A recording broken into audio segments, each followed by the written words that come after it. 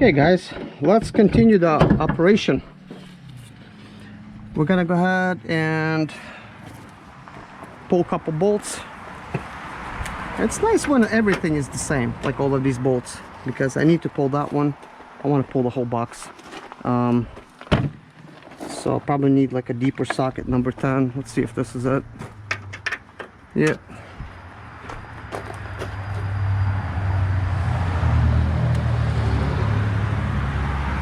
So number 10 gear wrench here. So let's pull that one and let's see what's going on.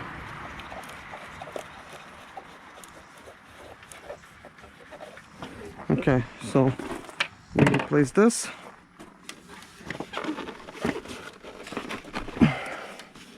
Now we're gonna need like a flathead. Here's one, and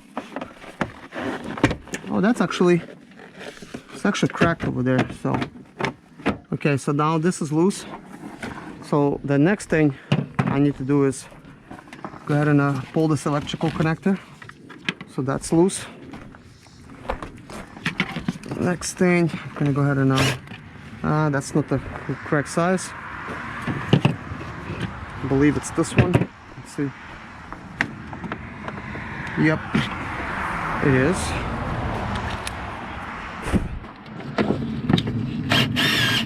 Okay, that's good and done there.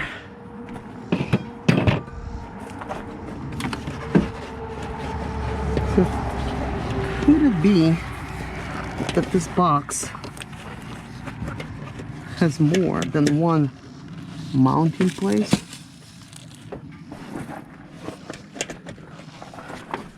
Because if it does, that's not going to be easy to remove.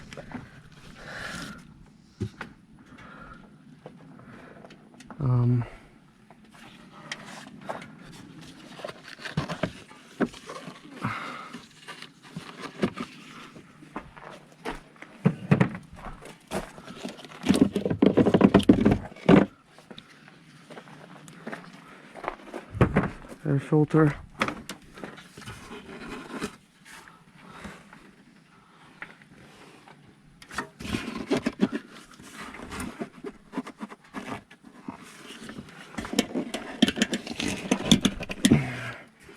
Okay, time to observe the other one. Okay.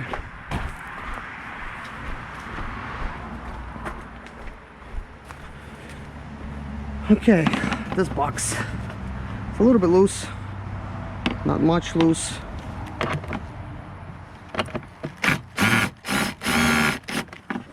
Let's take that one out.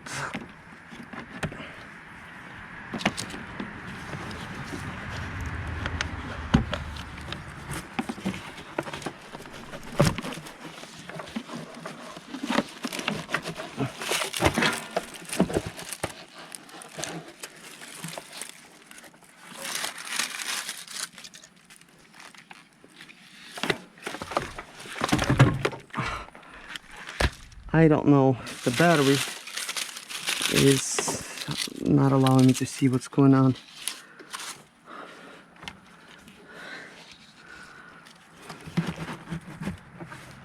I am really not sure what's holding this thing.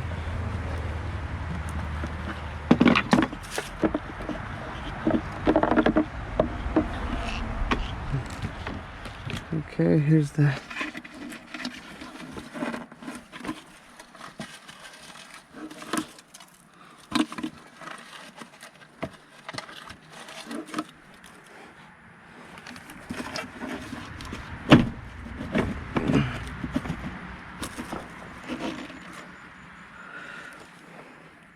okay. I see it's actually mounted into something.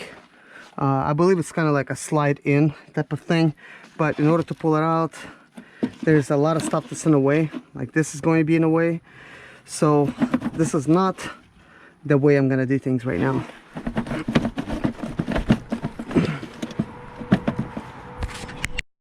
The way this box is placed, it is actually pretty odd.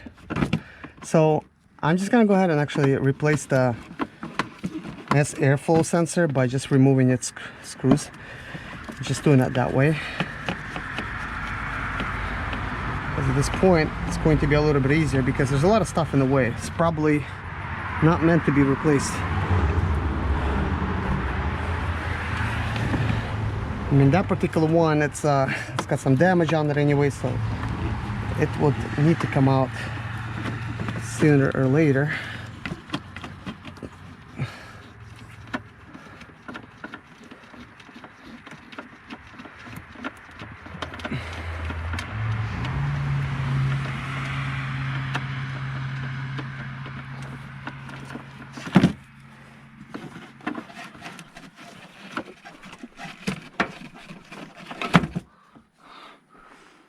Wow,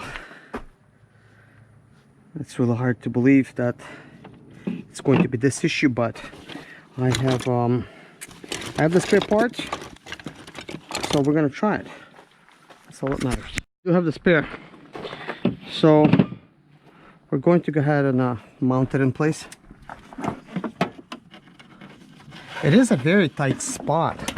How they did this, it's so difficult to even try to replace because these even my smallest screwdriver does not fit in that area.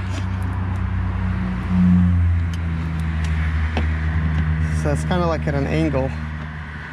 Could be done certainly, but the way it's designed is just so long.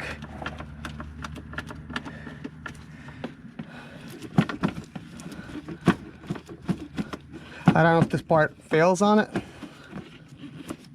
you know, but we're gonna find out, I guess. One thing I'm curious about is if we have more oil leakage on the first ignition coil, because we had that issue going on to begin with, and now I installed a dry coil pack, and I'm not sure if it's acting up. Maybe it's good, maybe it's not. But what I want to do is I want to pull that coil pack while I'm actually doing this and check that out. So, but before we do, we're gonna go ahead and replace some of these components. We don't want to forget.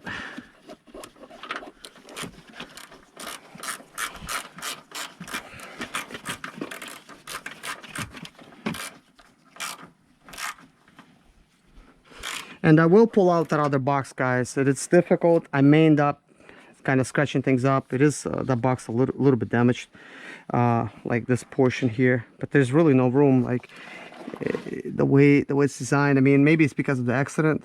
It's kind of hard to pull, but I'm curious, how is it really attached? So it's time to reinstall that clamp. Okay, that does it. Now it's time to reinstall the electrical piece. That's good. This filter is very dirty. We're gonna use my other filter. Yeah. So let's drop this inside. I mean, it is clean, somewhat.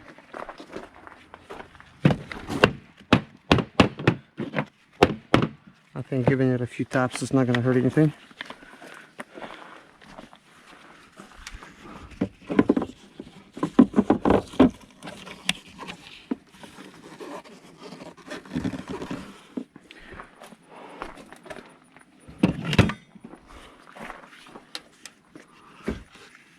So it appears to me that this pushes the filter back a little bit. So now let's reattach this. Before we take it for a test drive, let's see if we could remove that other one. It's gonna be a mess, but I want to do it anyways for you guys, just so you can see if it's bolted on or not.